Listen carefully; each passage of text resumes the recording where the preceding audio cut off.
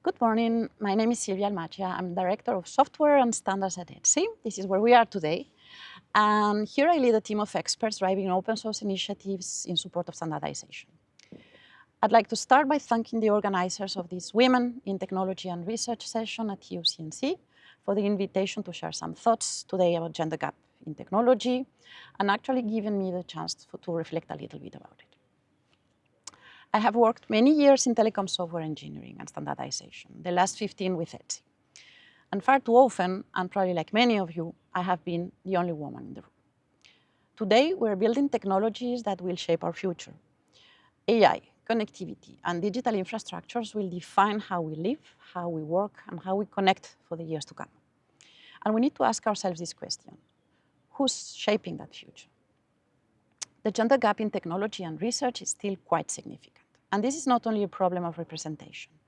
It's impacting innovation, it's impacting quality, resilience, and global competitiveness. In technology, homogeneous teams create blind spots. Diversity is not a side goal. It's a condition for building robust, trusted, and inclusive technology. Because when perspectives are missing, opportunities are missed.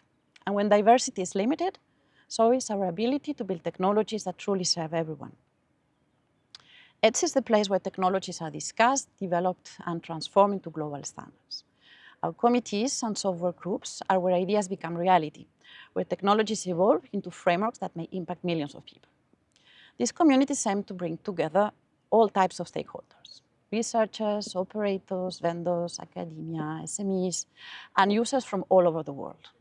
You might think they are diverse by nature, and yet too few women are present in these rooms. In my role, connecting open source research and standardization activities, I can see how participating in these communities can change careers and bring amazing opportunities. Those who engage early, contribute, and collaborate are often those who later on will help shape decisions. Open source brings an additional path for inclusion. It creates accessible global channels for people to learn, to contribute, and to demonstrate their expertise. It allows talent to emerge based on contribution and not just affiliation.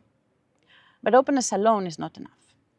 Communities in open source, standardization, and research do not become inclusive by default. They need to be designed for inclusion through mentorship, visible role models, inclusive governance, and active support for diverse talent. We need to lower barriers, we need to broaden participation, and we need to define clear pathways from first contribution to leadership, from learning to influencing. For this purpose, we are developing the ETSI Learning Hub, a platform open to all and designed to help students and young professionals to develop the skills needed to engage in ICT standardization. And I would like to invite every one of you, and especially women and the younger generation, to connect and discover what a career in standardization might look like. Because inclusiveness is a shared responsibility for industry, for academia, for research, and for open source and standards community, but also for every one of us, men and women in technology. I did not grow up with a female role model in tech. But if I am where I am today, it's because I was empowered, encouraged, and supported by the people around me.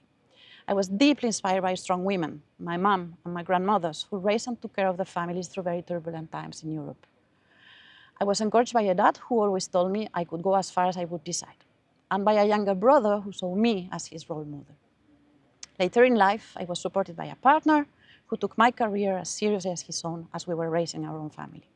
Today, we are proud parents of 3 girls in STEM, and maybe I want to think we are their role models as well.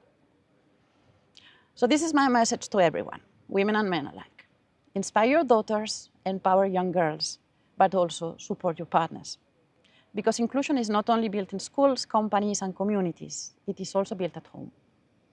And for young women to dare and succeed a career in technology, they need to feel empowered and supported at school, at work, and at home. Because the technology we're shaping must not only be innovative, it must be robust, trusted, and inclusive to serve our diverse society. And this is something we can only build together.